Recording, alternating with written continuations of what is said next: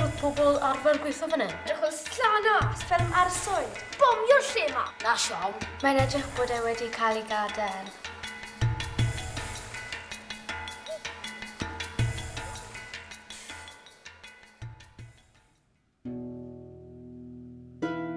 Wel, Lloyd Will, mae'n nabod fi Lloyd Jones neu Lloyd Ystrad. Wel, mae'n un o ffermydd agosau i Pont Llanio. Wel, mae'r tir dim ond y rafon sy'n rhwng nhw. Ond cyn y ffatri ladd, mae'r Pont Llanio mynd ôl i 1866 yn dyfe, amser y ffatri fenin yna. Bachgen lleol, ffarmwr lleol. Ac oedd e'n digwydd bod yn frawd i Mangi, sef Peter Penllwyn oedd e. A fe ddechreuodd fel y ffatri fenin i ddechrau, ac yna wedyn, roedd y peth o'r tir ar les i'r bwrdd Marchnata Lladd. A godw'r ffatri ladd, Pont Llanio. Ffatri gyntaf iddo'r bwrdd Marchnata Lladd, gath i godi yng Nghymru, oedd yn Pont Llanio. Oedd yna protestio mawr iawn yn erbyn y ffatri, gwylwch chi, nom nadw. Bobl yn colli i rhyddid i raddau, chwilio ynddo fe. Ond yn ardal Llanddewi yn y gymuned Sina, oedd yna 44 o gynhyrchwyr lladd yn gwerthu lladd i'r ffatri yn Llanio. Bobl a 2 neu 4 buwch, oedd sawl un mewn 5 i 6. Ffarwel fy hoff gydweithwyr, mae'r chwalf a fawr gerllaw. Rai yn aros yma, a'r lleill yn symud draw.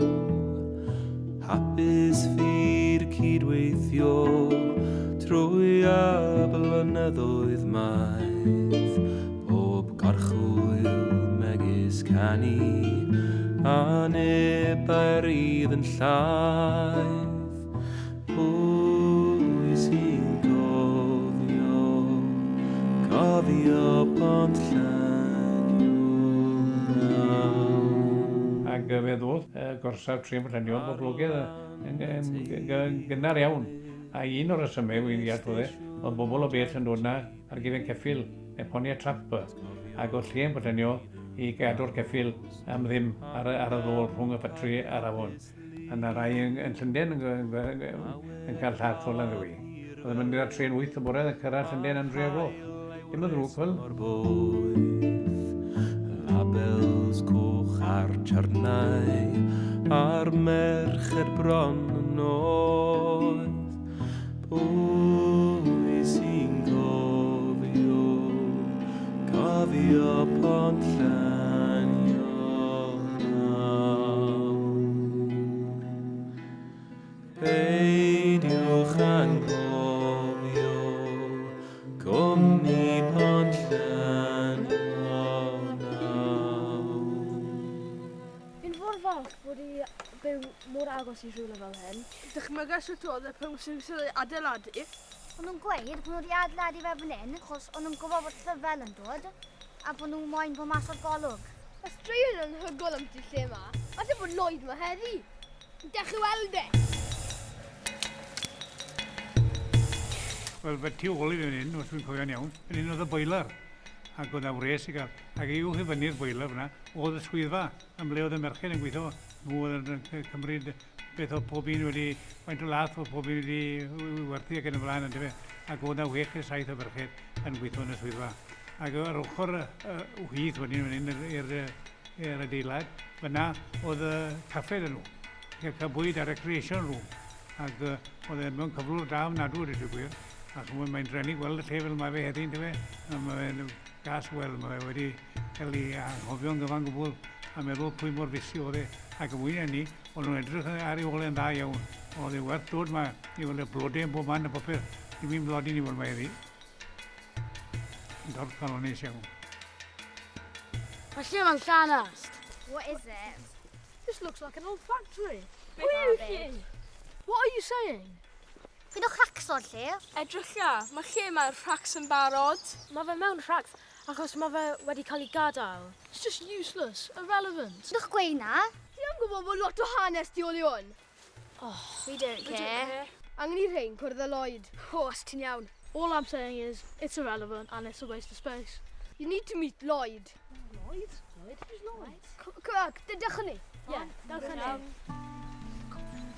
Fan hyn, blwyddyn ni edrych fan hyn nawr, oedd y labordi. Fan hyn oedd y merched yn gweithio rhywun 6 neu 7 yn nhw yn profi'r llaeth yn ei desto fe. Ond yn yr haf, o'n nhw'n gweithio ymlaen yn 11 o gloch yn nos. Ac o'n i fel bechgyn ifanc wedyn, wrth gwrs, o'n i'n gwrdd cael chat yn nhw, a'r ffines mawr hwnna, a ni'n cael chat yn nhw falch gweld ni. A beth oedd yn digwydd, wrth gwrs, o'n nhw falch gweld ni, oherwydd o'n nhw'n mynd adre yn dywyll, a o'n nhw'n ofan mynd adre beic yn nhw'n mynd. Ac o'n i'n cael y faint wedyn yn mynd adre nhw. O'n i'n cael det wedyn yn sgil ni. Oedd na diedd ar y dechrau, wel oedd arferiad, dwi'n gwybod pam, os o'r merch yn priodi, oedd ni'n gorfod gweithio yma, yn bennig gweithio yma. Achos oedd neb yn gadael, fawr i neb yn gadael y ffatri oedd yn gweithio yma, dim ond amser nhw'n ddiol neb fel oedd y merchyn yn priodi.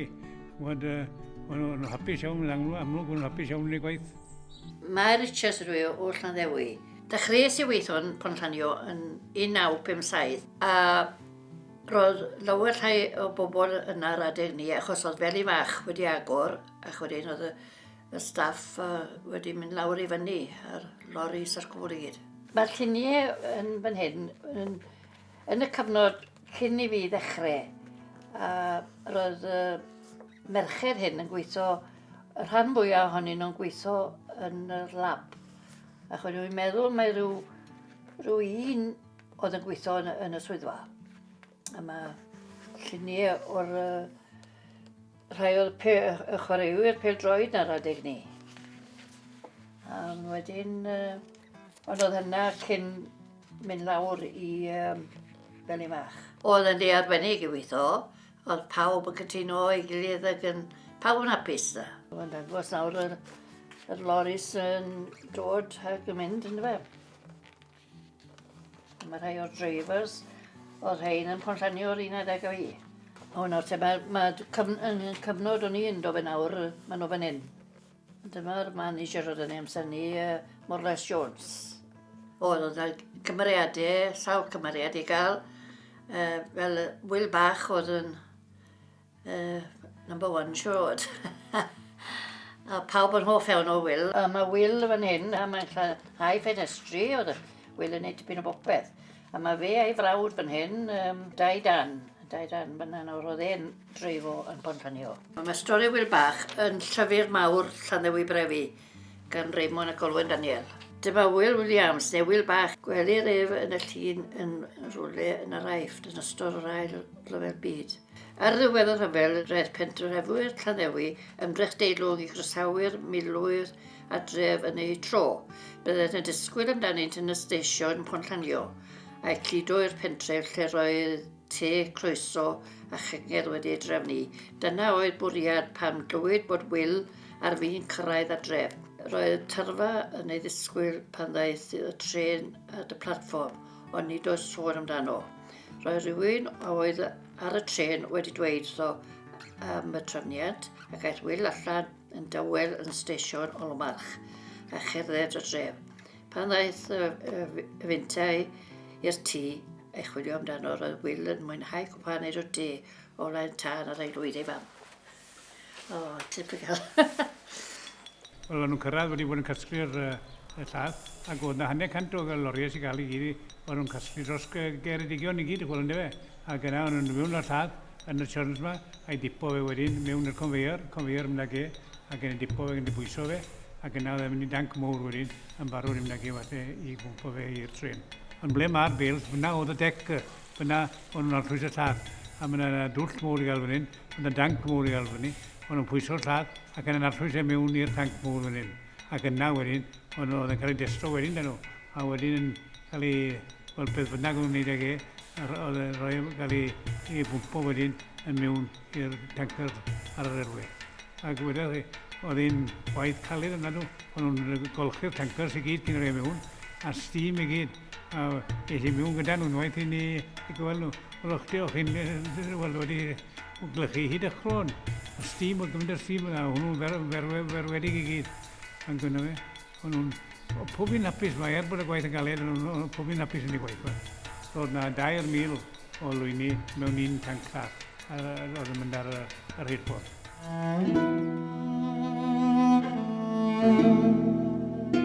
This is Lloyd here. Lloyd, gwedwch bach o hanes y lle fan hyn. Nawr, yr hyn sy'n bwysig bod chi'n cofio Ac oedd ddim o Pont Llanio i gael, a mae fe ddim i gael heb law bod yr rheilffordd i gael. Doedd Pont Llanio a'r ffatri ladd yn sgil y railway. Tu ôl i ni fel ni'n gweld fan nawr, fan hyn oedd y loris yn fywn i arllwys y lladd, y dec yn gael fe'n fe. Ac yn churns oedd hi. Ac ar y dipyn waith, a ddim waith caled yn wedi, oedd y churns i dipo'r churns, ac hwnnw'n mynd i dwba môr wedyn, ac yna oedd yn cael ei destro, ac oedd y lladd yn iawn, ac yna oedd yn cael mynd i ddanfon e wedyn gyda'r tren i be bynnag o'n nhw wedi wrthi e. Wy'n thebyg bod rhai o'ch teulu chi wedi bod yn gweithio yma blynyddoedd môr yn ôl gwrdd, os fel wedi si, oedd yna gymaint yn gweithio yma, nhw gyd o fewn dalgylch Tregaron. Na un bachgen i gael lleol, oedd e yn gweithio yn dod adre ar ôl gorffen ysgol, doedd e adre i weithio pant y ffarm a ddi frawd na'n barod. A thrw ni oedd ddim digon o waith iddo fe, a doedd e weithio i ffatri Pont Llanio fe i ddrifo lori. A dwi'n cofio gofyn iddo fe, beth am job newydd mes ati? O, wy'n mwynhau honno'n nadw, doedd e. A dweud y gwir, mae'r tal yn drosbennig o dda, wy'n cael £16.50 yr wythnos, doedd e. A fag oedd e deulu o blant. Falle bod ni'n sylweddoli cyfraniad y ffatri yma i bobl. Ni'n unig i'r ardal, i ffermwyr, ond hefyd i bobl yr ardal. Y rhan fwyaf, fel wedes i, y rhan fwyaf nhw'n ben teuluodd, ac o'n nhw'n byw yn yr ardal i gyd o fewn Tregaron a'r dalgylch Tregaron. Reolwr cyntaf yma, ddim o'r Olans, yn cael ei gynorthwyo wedyn gan Tom Lewis. Cyfraniodd y ddoi lawer iawn i fywyd cymdeithasol Llandowy Brefi. Nhw dechreuodd yn gyfrifol am ddechrau clwb o ffermwyr ifanc, a hynny yn 1941, ac o'n i yn aelod yn y flwyddyn gyntaf. Ac mae yna i ddyled mawr iawn iddyn nhw ag i'r clwb yn dyfe. Dyma'n addysg bellach i wedi bod yn dyfe.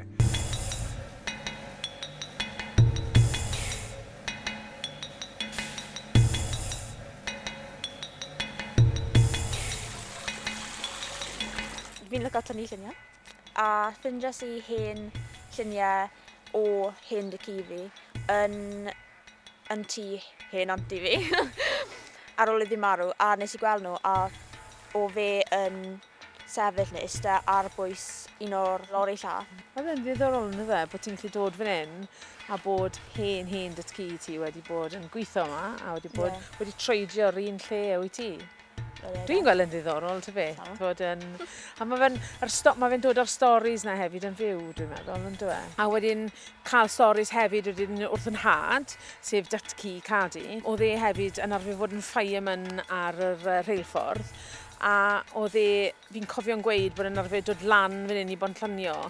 Oedd nhw fel tankers ar y tren mwyn cysglu.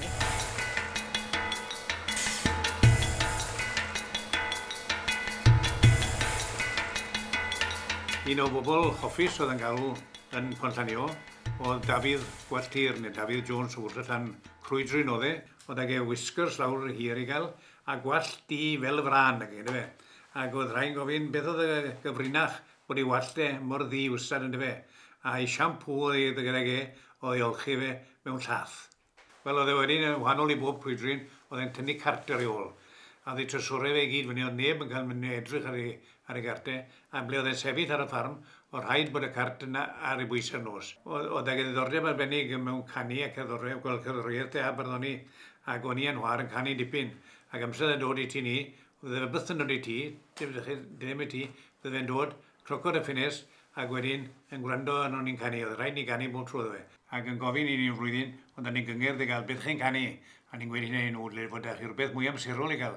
A bore trynodd, gnoc ar y drws, a gweud dwi wedi gwneud penillion i chi. A dechrau blwyddyn oedd hi. A dyma'r penillion oedd David Jones yn gwneud. A maen nhw'n penillion, bod nhw wedi cael eu cyfansoddi dros rhyw, 5-60 mlynedd yn ôl. Maen nhw'n llawn mor amserol iddi. A dyma'r penillion, dyma blwyddyn newydd eto wedi gwawrio ar y byd. Blwyddyn newydd dda dymunaf, a bob llwyddiant i chi gyd. Boed eich cwch dan nend i gwmwl, hwyfian hi fod on i don, a pleserus eich ymdeithion yn y flwyddyn newydd hon. Dyma'r amser sydd gyfaddas, edrych nôl trwy'r dyddiau pell, craffu'n fanwl ar ein gwellau, gwneud bob ymdrech fe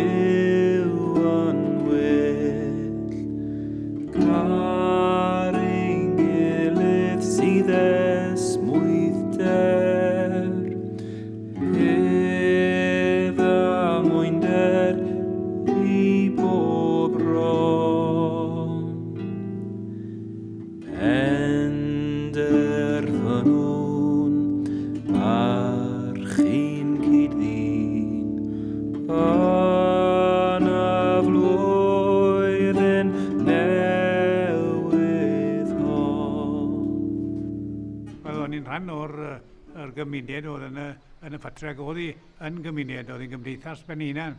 Oherwydd oedd hi'n gweithio chydig dipyn yn y ffatri gyda'r tanker yn mynd ar cario pethau allan fel lle hytrach na bod yn mynd i'r afon i wasgar ar y tir y pefni.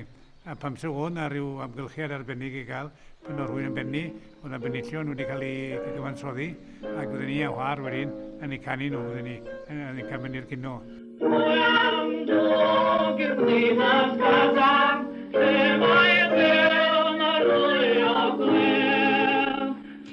oedd rhywun yn cael ei 5 blwydd nerbeth, o'n i wastad yn rhywun yn gwneud penillion, Phil Rorans neu Ben Davies ti'n mwyn yn dwi. Oedd ddau ni'n cyfansoddi ac o'n nhw'n gwybod hanes y rhai oedd yn gweithio yma. A thrwy ni wedyn, o'n i yn chwar yn canu. O delyn gyda i wedyn, a o'n i'n troi canu nhw gyda'r delyn y hwyl.